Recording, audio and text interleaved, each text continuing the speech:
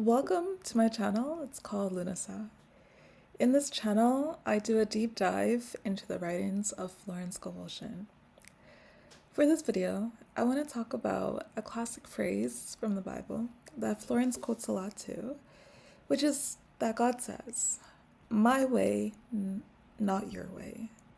Thy will be done, not my will be done." Feel me? So, growing up and in the past, I've heard this, and it's always been about God being in control of every single moment, and and then I just am there to say, okay, I obey, I do what you say. But after reading Florence for a while, I realized there are two stages. First is the asking, and you need to ask, and only when you ask can God go to work. It's only when you speak up and say something and include God into the situation that God can go to work. Like Florence says, you are the first mover. So you say something and then God can take it from there. She quotes Jesus, who says, "You ask and then it's given. You knock and then the door will be answered. You seek and you will find." So God isn't up there wherever he is saying, okay, I'm just going to give to you. No, you have to ask and then it's given. God is the supply for your demands, your request. It doesn't get to give it to you right away, immediately. Like, you're the first mover. But then once you've asked, you have to realize that it's on God to provide. And then after you've asked, it's thy will be done, not my own. After you've asked, then your goal is to stand still and see the salvation of the Lord. Your goal is to maintain your poise. Your goal is to maintain your hope. Your goal is to maintain that disposition that is so full. Well, there's no fear, doubt, worry. Like, that's what your goal is. And then you look and see what God's plan is, because there's a divine plan. If you've asked for love, there's a divine love. If you've asked for, like, whatever you've asked for, there's a divine right version of it. And then you're curious about what that looks like. So Florence, in fact, asks us to not to be open-minded when we ask. So we should allow God to be able to work and not demand everything too specifically. That we should be just asking for the divine love or the divine job or the divine house or the divine something, like what's in the perfect will of God. And so we have a partner, let's call him AB, in our mind, and it's not about asking God to demand AB fall in love with us. It's about asking God for that divine love, and then not my will, but your will be done.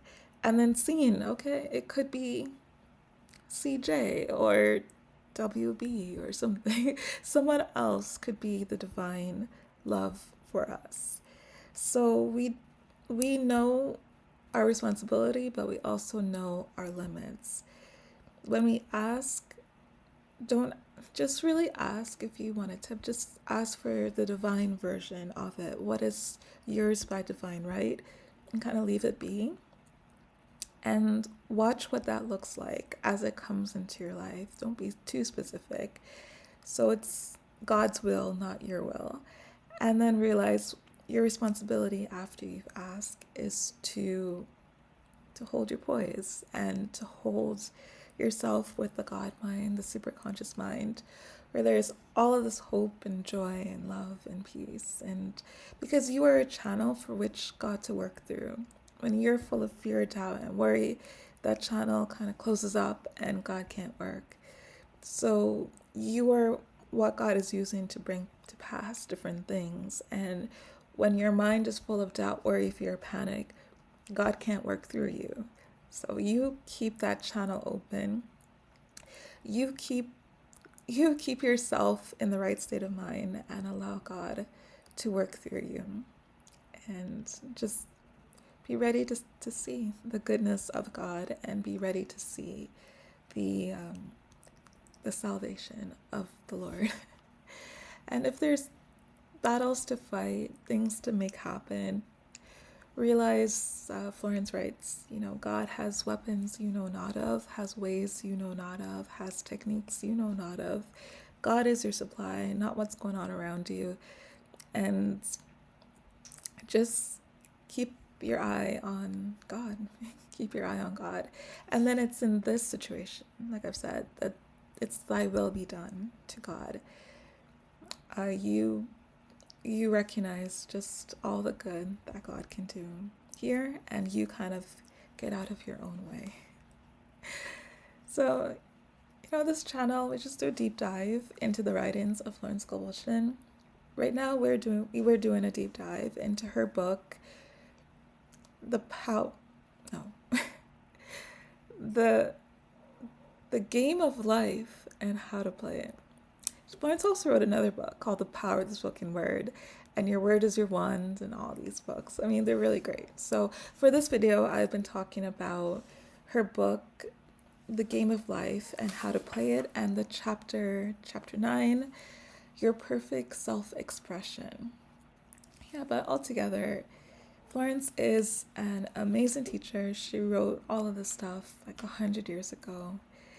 And her ideas are as fresh and as relevant as ever. So if you like this kind of stuff, subscribe to my channel. If you like this video, let me know. Give it a thumbs up. Give it a like. And if you ever want to say hello, if you ever want me to respond to one of your ideas or something, want to reach out to me, you can always leave a comment, because I do see them and I do reply. So as always, thank you so much for listening, and I will see you next time.